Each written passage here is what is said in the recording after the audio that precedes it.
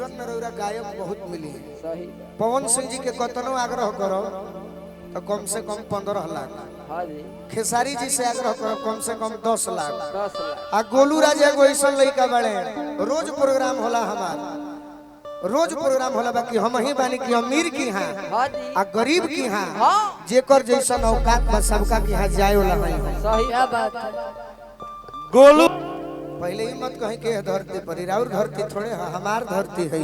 सही बात हमरो बिहार के धरती कोनो जिला होई हाँ जी धरती पबीर खाली एक गो मिला सरखंड होया जिला गोलू राजा से हिला।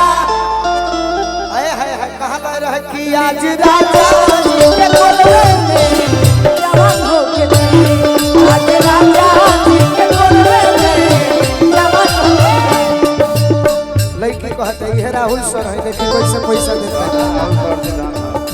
बहुत बहुत राजा धन्यवाद। जी के उठावा में उठ जबू साथी भूख भूख मरी हमरा दिलवा के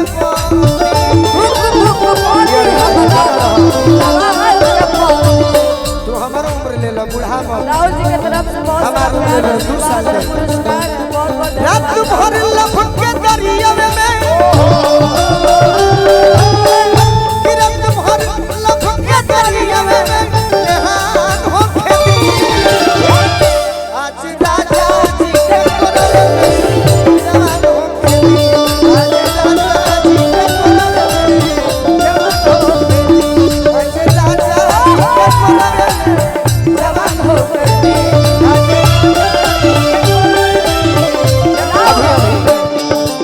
रुक जाती थी सुधांशु सिंह जी बिहार पुलिस के जवान और गोलू राजा के माने वाला गुड्डू राय जी पहलवान बस सर्विस के मालिक हमारा पहलवान चचा के ओर से आइए हमारे डॉक्टर साहब ब्रज सिंह जी बेलवनिया से आशीर्वाद दिले मैंने कंप्यूटर माइंड है याद रही। वाह वाह हमारा पहलवान साहब के छोट भाई बानी और कल की राहुल कहती सिंह था बिहार पब्लिक स्कूल उनके तरफ से बहुत सारा प्यार कि रोगन के दाई पिया मोरा जब उठई है ललन भोजपुरी हमर जिया ना जुड़ई है। यह मंच पर बड़ी सुंदर गावेली प्रीति तराना भी आई बड़ी समय रही तो इनको के सुन के हाँ जी आशीर्वाद से हमारा अनिरुद्ध भैया आई बनी बड़ी सुंदर गजल गायक तनी मनी देख ली माहौल के ओकरा बाद रौरा के हमने के जरूर सुनब जा। हमारी इच्छा खुद बा लेकिन तनी माहौल जानते बनी। हाँ अरक यादव जी चकिया पंचायत से अरक आई बका हमारे बाबूजी के माने ले है नु अरक हाँ जी वो पहलवान भइल बा। ई अरऊ भैया के जय बिहारी जी दिनारा तिलौथू शिक्षक भाई रोहतास चेनारी में भी एक दिन प्रोग्राम बा बिहारी जी के बगल में उरौदा गांव में 5 नवंबर के गोवर्धन पूजा के अवसर पर ई अरऊ गोलू राजा के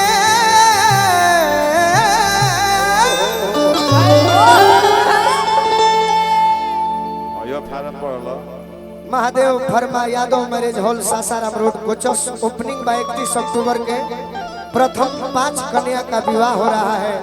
नेक काम के लिए धन्यवाद। ई अरऊ गोलू राजा के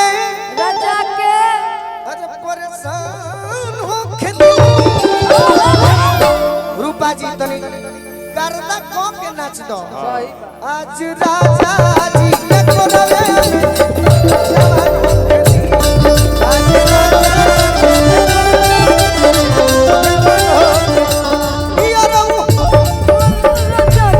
अरऊ गोलू राजा के परेशान हो खेती। राजा जी के कोलवे में जवान हो के आज राजा जी के कोलवे में जवान हो के आज राजा जी के कोलवे में जवान हो